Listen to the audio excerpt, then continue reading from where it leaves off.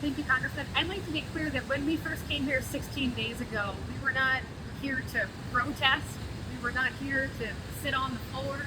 We were here, frankly, to exercise our congressional legal right to conduct oversight.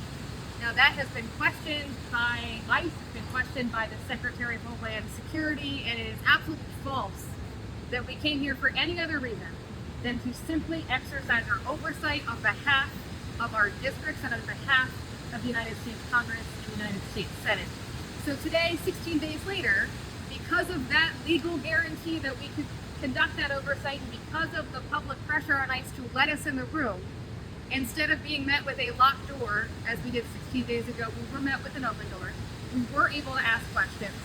You all waited here longer than probably you thought because we were having a very robust discussion. Many questions were asked, as Congressman Afume said, very few were answered. We are here because everybody who steps foot in this country deserves due process. And I'm shocked that that is even up for debate in 2025. But it's something we should all expect for ourselves, for our families, and for our neighbors. And we're talking about folks who are taxpayers, we're talking about folks who are churchgoers, we're talking about folks who are small business owners. And we should expect that very due process. And so some of the questions we asked today are about, do people who are detained here have access to an attorney? Do they have the ability to call and meet with their family members? Do they have access to their medication or hospital needs? All of those questions, we received some answers to.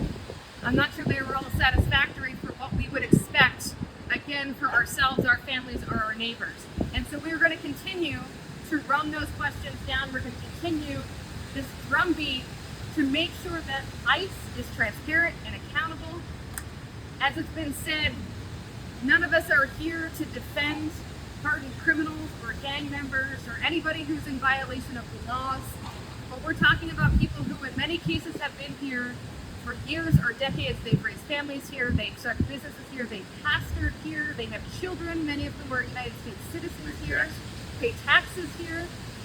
And it is our job, because they are our neighbors, and because they live in our districts, to conduct this oversight and ensure due process.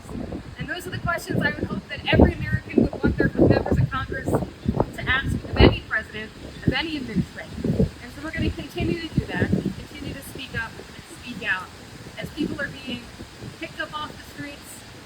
Not just on the streets, ICE has overturned a long-standing tradition where they normally would have otherwise given credence, given respect to houses of worship or schools or hospitals or even the courts.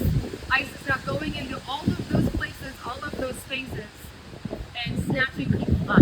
And so we have a right, as your members of Congress, to ask these questions, to keep up the pressure, but we cannot do it alone. And so I'm grateful for the folks who are here and watching today to have our back as we conduct this necessary oversight.